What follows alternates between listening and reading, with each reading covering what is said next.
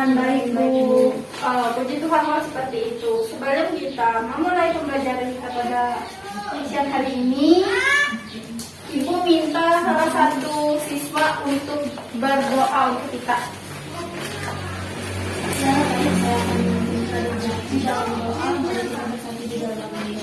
Ya Tuhan, tidak kami bersyukur dan berterima kasih atas penyertaan-Mu di dalam kehidupan kami hari lepas hari. Yang sekarang kami ingin memulai pembelajaran kami, dan Engkau menyertai pembelajaran kami ini dari awal sampai akhirnya nanti. Terima kasih ya Tuhan, haleluya. Ibu izin lepas masker ya, soalnya biar leluasa untuk bicara. Ya Bu. Oke, materi kita pada hari ini kita akan membahas bagaimana Tuhan menjadi pedoman kehidupan di dalam keluarga. Jadi Ibu pertama-tama akan menjelaskan pengertian keluarga itu sendiri. Menurut Kamus Besar Bahasa Indonesia, keluarga itu diartikan sebagai suatu kelompok yang terdiri dari ayah, ibu, kakak, adik, dan nenek maupun kakek. Di sini keluarga itu terbentuk karena adanya suatu ikatan darah, yaitu di mana di dalam keluarga itu ada perkawinan antara ibu dan ayah. Jadi begitu ya, bisa dipahami? Ya, Bu. Baik, di dalam masyarakat sendiri keluarga ditemukan bahwa keluarga itu terbentuk atas dua bentuk, yaitu yang pertama yaitu keluarga inti, yang dimana kelompok ini terdiri dari ayah, ibu, dan anak-anak tadi. Dan yang kedua itu adalah keluarga besar, yang di sini terdiri dari keluarga sepupu, om, tante, nenek, dan kakek. Jadi baik, sampai di sini bisa dimengerti pengertian tentang keluarga. Baik, Isma, Ibu akan menjawab fungsi dari keluarga itu sendiri, bagaimana sebuah keluarga itu beroperasi sebagai unit, sebagai anggota keluarga berinteraksi satu sama lain, yang dicerminkan dalam pengasuhan konflik keluarga, misalnya di mana di sini keluarga itu berkomunikasi untuk bisa menyelesaikan masalah konflik itu. Isma sama Dina ngapain? Tolong perhatikan Ibu di depan ya. Siap, Bu. Oke, baik Isma, Ibu akan menjawab pertanyaan dari Isma tadi, yang dimana fungsi keluarga menurut kekristenan yang dipaparkan dalam Alkitab. Dari yang pertama yaitu keluarga itu sebagai sebuah wadah, lembaga pendidikan utama, dan yang pertama kita bisa melihat di dalam Alkitab Ulangan pasal yang ke-6 ayat yang ke-4 sampai 9. Tolong Gina sama Natalia bisa diam. Baik, Bu. Kalau minggu depan seperti ini Ibu akan keluarkan kalian dari kelas. Yang dimana, Isma kita lanjut ya. Yang dimana ini berarti belum ada lembaga lain yang dapat mendahului peran keluarga. Dalam pendidikan yang utama berarti belum ada lembaga yang menungguli perannya dalam pendidikan. Dengan kata lain, keluarga menjadi sebuah lingkungan dasar penerapan nilai-nilai kehidupan sesuai dengan ajaran Kristiani. Yang kedua yaitu keluarga sebagai wadah kepada semua anggota keluarga dalam mengekspresikan kasih.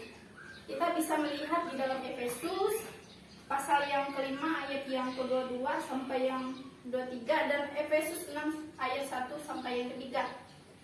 Di sini semua anggota keluarga menciptakan lingkungan dalam keluarga yang harmonis dengan menghayati ajaran-ajaran Kristen.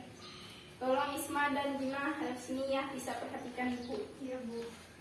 Selanjutnya Ibu akan menjelaskan peran Allah dalam kehidupan keluarga. Di sini ada 3 bagian peran Allah dalam keluarga. Yang pertama yaitu berkat, yang kedua pengampunan Tuhan, dan pembaharuan oleh Tuhan. Itu Ibu akan membahas Allah dan keluarga, yang dimana keluarga sebagai masa kini perlu menyadari bahwa pernyataan dan hidup di dalam Tuhan itu sangat penting, yaitu dengan kita bisa hidup dengan Allah, yaitu dengan merefleksikan kehidupan berdasarkan Alkitab dan firman Tuhan. Di sini keluarga bisa berperan di dalam kelompok keluarga itu, yaitu sebagai pusat pembentukan rohani itu sendiri, yaitu di mana di dalam keluarga kita bisa mengajak anak-anak kita, istri dan yang termasuk dalam keluarga itu, yaitu untuk meyakini firman Tuhan itu dengan kita bisa membaca Alkitab setiap hari, berdoa bersama-sama, bahkan pergi ke gereja bersama-sama. Jadi ada yang mau ditanyakan mengenai penjelasan ini? Saya ingin bertanya, Bu, Baik, Dina. apa peran Allah dalam kehidupan keluarga? Baik, Ibu sudah menjelaskan ya tadi peran keluarga Allah di dalam keluarga itu, yaitu ada 3 bagian. Yaitu yang pertama, berkat, yang dimana berkat ini tidak selalu berarti tentang materi, uang, atau kekayaan. Berkat di Tuhan ini juga bisa meliputi kesehatan, sukacita, dan damai sejahtera di dalam kehidupan kita. Yang kedua itu pengampunan Tuhan, di mana kita berbuat dosa di dalam pikiran Tuhan, kita lalu meminta pengampunan kepada Tuhan supaya Tuhan bisa mengampuni kita dan kita tidak boleh melakukan kesalahan itu lagi. Yang ketiga yaitu pembaharuan oleh Tuhan, di mana manusia memulai kehidupan yang lebih baik dan berarti di dalam Kristus Yesus Kristus, yang dimana kita harus keluar dari dosa kita dan keluar dari kehidupan lama kita dan menerima Yesus Kristus itu sendiri. Bisa dipahami? Ya. Jadi Ibu di sini akan memberikan kesimpulan tentang materi kita pada hari ini, yang dimana keluarga Kristen itu keluarga yang mencerminkan kehidupan yang dilandasi oleh kasih, yang bisa kita, keluarga itu hidup di dalam Kristen yang mengenai firman Tuhan itu sendiri dan bisa membawa keluarga kita ke dalam Tuhan. Bisa dipahami sampai di sini? Bisa, Bu. Oke, Ibu akan memberikan pertanyaan kepada masing-masing siswa, yaitu pertanyaannya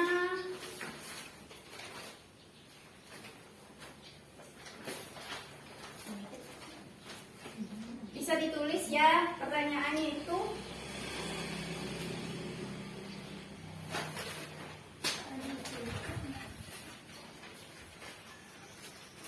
Oke, apa salah satu contoh tindakan di keluarga kalian yang dilandasi oleh kasih dan sikap takut akan Tuhan? Jelas pertanyaannya? Ibu akan Oke, apa salah satu contoh tindakan di keluargamu yang dilandasi oleh kasih dan sikap takut akan Tuhan? Ibu akan memberikan waktu untuk kalian menjawab ya. Waktunya 5 menit.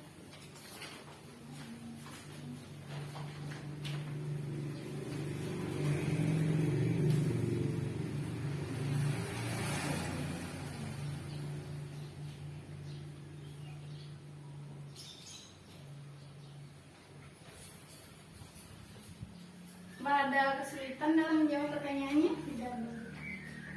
Jika ada kesulitan, bisa bertanya ya.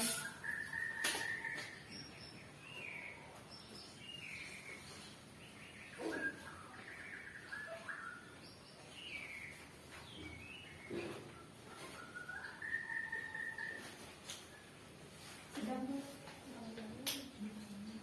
Sudah, Bu. Sudah. Oke, saya akan mendengarkan jawaban dari Isma dulu deh. Silakan Isma. Nah, contohnya misalkan orang tua mengajarkan firman Tuhan dan mengajarkan kebaikan yang Tuhan Yesus atau Allah sendiri yang mengajarkan kepada umatnya itu. Oke, bisa diterima. Ibu akan mendengarkan jawaban dari Natalia. Bisa dijelaskan, Natalia? Orang tua bisa mengajak anak-anaknya pergi ke gereja, kemudian mengajarkan anak-anaknya tentang kasih yang diajarkan oleh Tuhan. Seperti itu, Ibu. Oke, baik. Silakan Dina. Contohnya ialah orang tua mengingatkan untuk beribadah dan membaca firman Tuhan. Baik. Baik anak-anak. jawaban kalian tepat ya. Jadi dapat Ibu simpulkan bahwa keluarga yang dilandasi kasih itu dan sikap takut akan Tuhan itu, yaitu bagaimana kita bisa menerapkan firman Tuhan itu di dalam kehidupan keluarga dan menjadikan Kristus itu di dalam sebagai pedoman kehidupan keluarga kita. Jadi baik, cukup sampai di sini ya materi kita pada siang hari ini. Ibu harap anak-anak bisa memahami materi kita, yaitu tentang Tuhan sebagai pedoman kehidupan keluarga kita. Sebelum kita mengakhiri pembelajaran kita, Ibu minta satu siswa untuk berdoa. Tuhan, kami bersyukur dan terima kasih buat pembelajaran yang telah disampaikan oleh Ibu. Semoga apa yang disampaikan menjadi berkat dan menjadi bermanfaat bagi kami. Dan kami akan mengerti peran dari Tuhan itu sendiri sebagai pedoman di dalam kehidupan keluarga. Tuhan, ini doa kami yang kami harapkan dalam nama-Mu. Terima kasih. Amin. Terima kasih. Oke, terima kasih anak-anak. Selamat siang.